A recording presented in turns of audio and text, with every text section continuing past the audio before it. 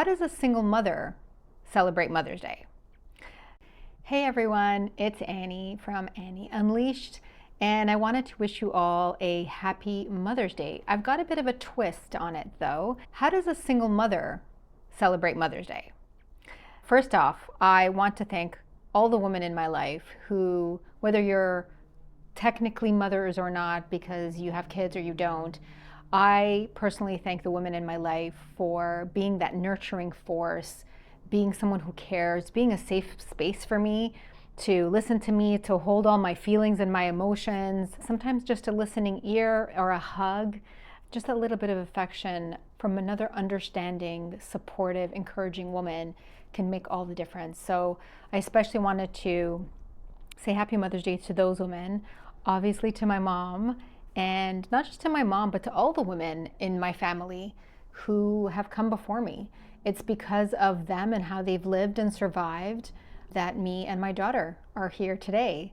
A little bit about how a single mother celebrates Mother's Day, because typically the way we see Mother's Day in commercials and on TV is the husband and the kids are preparing breakfast in bed and treating the mother, or maybe they get her time at a spa, flowers and chocolates and commercialized type of Mother's Day. And I think there's space for that, to be sure.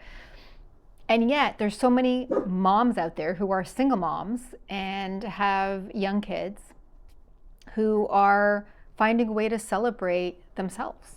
So thought I'd share with you a little bit about what I did, how it's a little unconventional, and I'd love to hear what you did for Mother's Day to make it really work for you and your family and the people that you care about.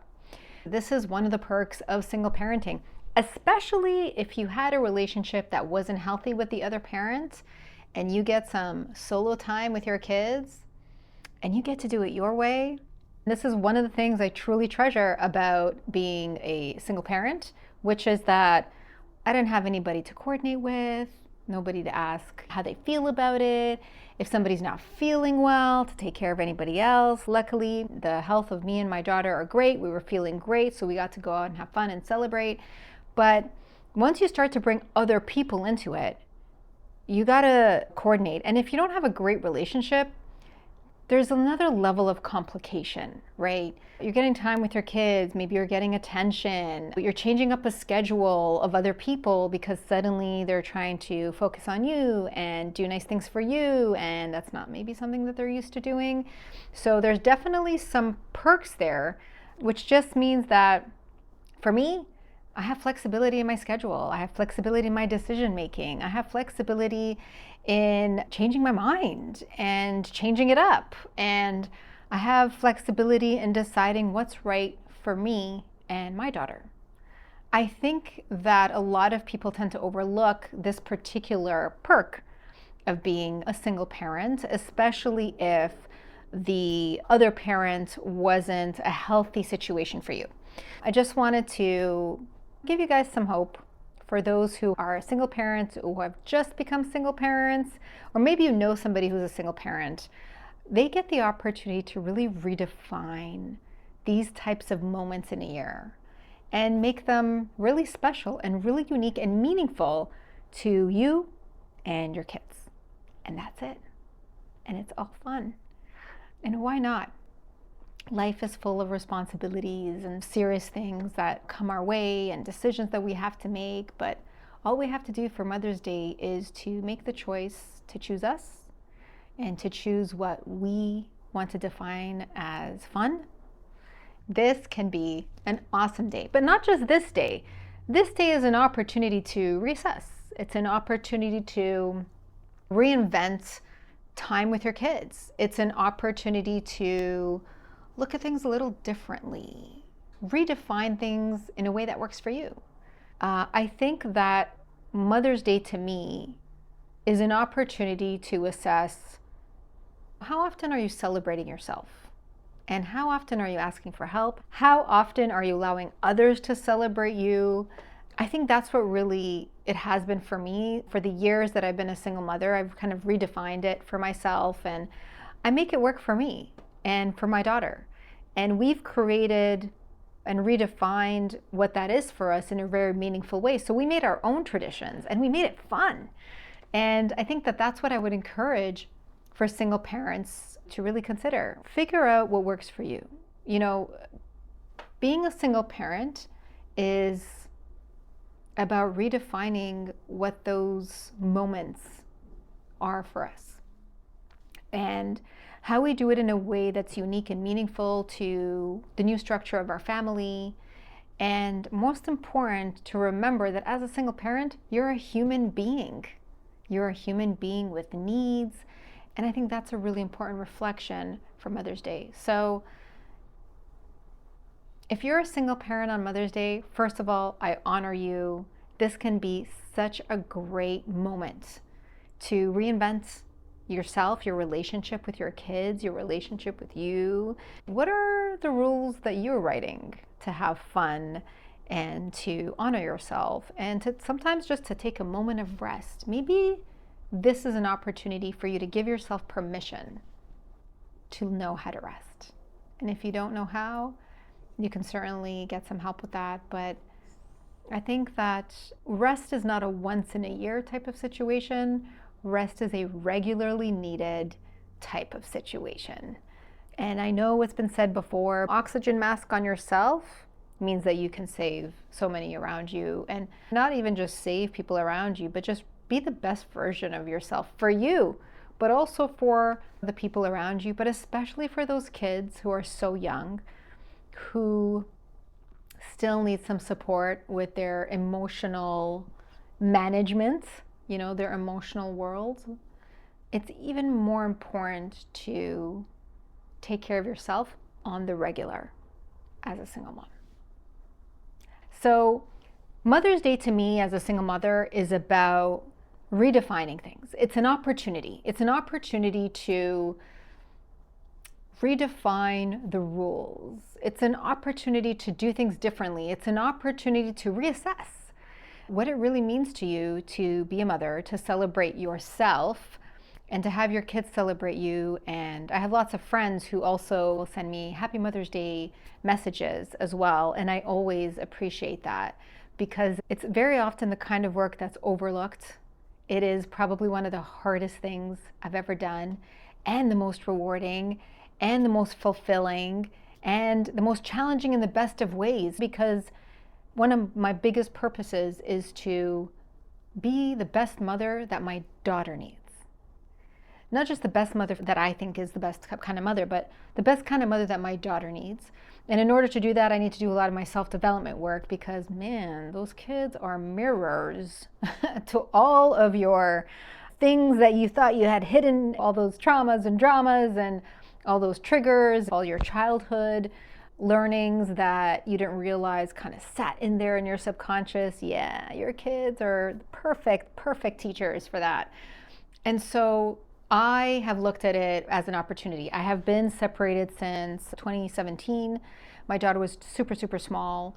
I had so many people tell me, oh, she's 3. Oh, perfect. That's the best age. And when they're under like 5 or 6, it's the best time to get separated and divorced, because they'll never remember anything. And while that may be mostly true, it doesn't mean it doesn't affect them.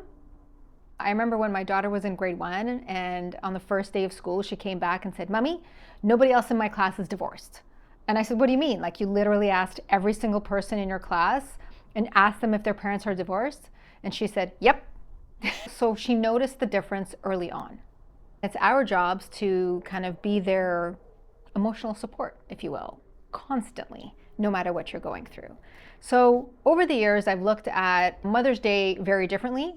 It was an opportunity for me to redefine it, find a new way to celebrate with my daughter in a way that wasn't just about her having fun, but was also an opportunity for me to consider what it means for me to have fun, for me to really celebrate myself and all the ups and downs and all the days of looking after another human being. So here's a couple things that I've done a little bit differently, and I'll tell you what I did this year. Last year, though, I told her in a very PG way the story of the day of her birth. And I told her the heartfelt moments, and I told her the drama moments, and I put in some comedic effect in there, and she loved it. because kids love hearing the stories that they were kind of there, they were a part of, but they obviously don't remember. And they also love hearing the stories about how you were a human being. You know, how did you handle things and what were the things that came up? And they really love to see that side of you as a person. I think that's a really important tradition that I'll continue to do. When I told it to her last year, she kept asking me to tell the story over and over again. It was hilarious. I didn't realize it would be such a big deal to her, but it was. What I did this year was she wanted to spend part of the weekend with her dad. Even though I have full custody, he has visitation. He happened to have Sunday available, and I made it work. I know some traditionalists will say, well, Sunday is technically Mother's Day. I didn't really care. You know, all I wanted to do was spend a whole day, which turned out to be Saturday, with my daughter having fun. So we made it work. We like to try new things and experiment. So we went and had brunch at a totally new place where they had a lot of things that I knew we would both like, and it worked out great. We went to the mall because I need to shop for a dress to a wedding I'll be going to soon, and she has a really good knack for helping me with those kinds of things. I hate shopping. So we had fun just walking around, trying different things. And then I passed by a soap making store that had a deal. So for $6, we could go and make soap, which my daughter loves, those really tactile type of activities. So we did that. And then we came home, I had a nap. Thank goodness that my daughter has the level of independence that I can actually take a nap. And then we went to an indoor playground called Activate. They're not sponsoring this video, but it was a load of fun. You go in for 30 seconds into a room and play an activity, and you get points. Most importantly, you're working together as a team to earn the points. Honestly, better than going to the gym for a workout. This place will make you sweat and while you're having fun. And if you've got a competitive nature, even better. This is just so much fun to do with the kids while you can. So we had a load of fun. We had food, we had play, and I just let myself really enjoy it. No schedules, no timelines, no major responsibilities, all the chores and everything could wait. Financially, you can be really resourceful as a single parent. It's not necessarily about spending the money, but it's having the flexibility of choice. It's about having the flexibility to redefine what Mother's Day means to you. Maybe it doesn't mean flowers and chocolates and a day at the spa. That shouldn't be a once in a year type of situation.